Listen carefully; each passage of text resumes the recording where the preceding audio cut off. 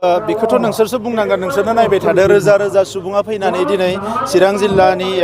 जि UPPL बिनि माने बोसोरारि जथुम्मायाव बाहागो लाफैदों आरो गासैखौबो नुदों रायजो राजाफोरा इउ.पि.पि.एल नि फारसे जि अननाय आरो फोथायनाय बियो बयनिबो गोसोआव दङ आरो बांनायनिफ्राय बांलांगासिनो दङ मानोना 17 बोसोराव बि.पि.एफ नि समाव रायजो राजाफ्रा जोबोद गियै गियै सम बारहोनो गोनां जादोंमोन गावबा गावनि सम्पतिखौ लानानै गावबा गावनि माखासे थासारिफोरखौ लानानै जिउफोरखौ लानानै मानोना बै समनि थासारिया जोबोद गिलु बालुमोन दिनै मोनसे मोजां थासारि फैदों बे थासारिखौ लानानै दिनै रायजो राजाफ्रा मोजां मोनदों बर'आनो जा गुबुन हारियानो जा दा ओंखायनो दिनै लोब लोब बयबो ओंखारबोदों चिरां जिल्ला इउ.पि.पि.एल नि जथुम्मायाव आरो रायजो राजाफ्रा फैबाय थानाय समाव इउ.पि.पि.एल नि सरकारखौनो गोख्रोङै लाखिनो थाखाय दिनै बयबो समायखिरा लादों थिरांथा लादों मानोना बोसोरनैयाव इउ.पि.पि.एल आ जिखिनि खामानि मावबाय बे खामानिखौ 17 बोसोराव बि.पि.एफ आ मालाबाबो मावनो हायाखै बिथांमोना मालाबाबो रायजोनि थाखाय साना रायजोनि थाखाय मावा पावारखौ लानानै दिनै माने पावारखौ माने बाहायनानै गावबा गावनि थाखायल' बिथांमोना खामानि मावदों दिनै सोरबा लिडारफ्रा दिनै फरेस्ट ओनसोलाव साहा बागान बानायदों सोरबा राबार बागान बानायदों बायदिसिना बिथांमोना गावबा गावनि थाखाय बानायदों नाथाय रायजो राजानि थाखाय बिथांमोना थांनाय 17 बोसोराव जेबो खामानि मावाखै दिनै इउ.पि.पि.एल आ मोजां खामानि मावनायखौ नुनानै सुपार 50 जों फरायसाफोरखौ आइ.एस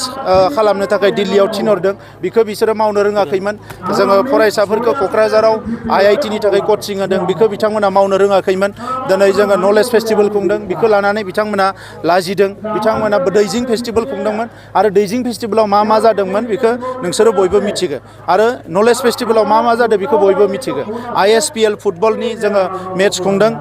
6 सिडुलखौ लानानै बेफोरखौ बिथांमोना मावनो रोङाखैमोन दा बेबायदि गोबां दङ दिनै जों हा हुनि मोन्थायफोरखौ होगासिनो दङ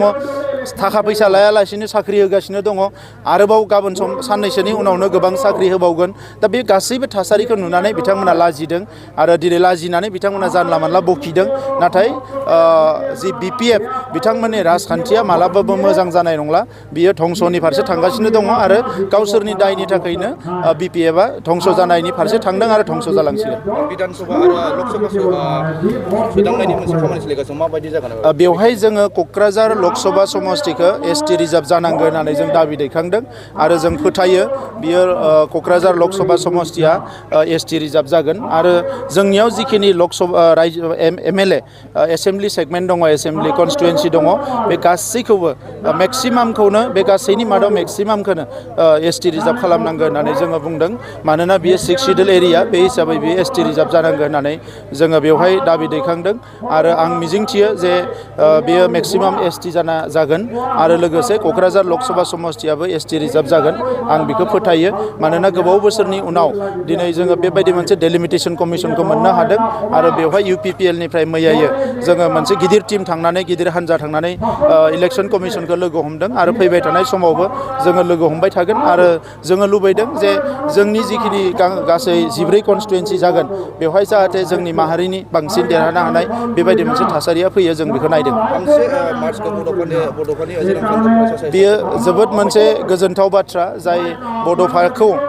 जोङो दिनै बड'फा होननानै गोबाव सम दिनै फुजिबोदों मानिबोदों जाय बड'फाया बर' हारिखौ बुहुमाव गेरेमसा हारि दानो थाखाय दिनै बेसेबांबा स्ट्रागोल खालामनानै मुभमेन्ट खालामनानै दिनै मुलुगाव बड'फाया बर'खौ सिनायजानाय बे लेभेलाव लाबोनो हाबाय दा बे बड'फानि जोनोम सान 31 मार्चखौ आसाम सरकारा फरायसा सान हिसाबै फोसावबाय बिनि थाखाय एबसुआ गोलाव सम दाबि दैखांबोबाय दाबि दैखांसेयावबो थांनाय समाव जायाखैमोन आरो दुखुनांथावा बेसो जे बेवहाय बर'निनो सरकार दङमोन बि.पि.एफ नि 17 बोसोर बि.पि.एफ नि सरकारनि समाव मानो बड'फानि जोनोम सानखौ फरायसा सान बिथांमोना फोसावाखिसै बियो जोबोद दुखुनांथाव बाथ्रा दा दिनै जोंनि सरकार फैनायनि उनाव जोङो आसाम सरकारजों रायलायबाय दुलाराय बर' फरायसा आफादाबो नारसिनबाय लोगोनो थांनाय बोसोराव चिफ मिनिस्टारा क'क्राझाराव फैनानै दतमायाव फैनानै बड'फानि न'आव फैनानै थुलुंगाफुरियाव फैनानै बेखौ फोसावलांबाय आरो फैगौ 31 मार्चआव गाजा गोमजायै सारा आसाम नाङैनो बड'फानि जोनोम सानखौ फालिनाय जागोन आरो जोंबो बेखौ गाजा गोमजायैनो फालिगोन आरो जोंनि बड'फानि सानथौ सानस्रिया अराय सम मुलुगाव थांनानै थाथों आरो बड'फानि जि मोन्थोर थां आरो थांनानै थानो हो बे मोन्थोरजोंनो जों अराय सम दावगालांनो हाथों बड'फानि सोरगोआरि जिउ सोलेरा अराय सम सोरगोआव आलो गोजोनै थाथों जों बेखौ हास्थायो आथिखालाव जोङो मोनसे बाथ्राखौ गोबाव जानाय खोनानो मोनदों जायनाखि आसामनि बोख्लायनायनि मोनसे ट्राइबेल बर' ख्रिस्टानफोर बे सोरबा सोरनिबा बुंनाय बाथ्रा जागोन नाथाय संबिधाना जि खामगोन संबिजिता जि खामगोन बेसो जागोन दा बेबायदि दाबि बेबायदि रायलायनायफ्रा फैबाय थागोन थांबाय थागोन नाथाय ट्राइबेल हिसाबै थांना थानायनि जे बर' मानसि हिसाबै जों ट्राइबेल हिसाबै थांना थाबोदों ट्राइबेल हिसाबै थांना थागोन जामारोबा सार बे बिनि सायाव रायलायनाय जागोन सम दङ जोंथ' बिथांमोननि बायदि करर खुङाखै बिथांमोना हिसाब होथों जोंबो जोंनिखौ हिसाब होगोन बिथांमोना मोनसेयावनो 10-15 कोटि खुंदोंमोन जों मोनब्रै मोनबाजों जोङो 2-3 कोटि खरस खालामदों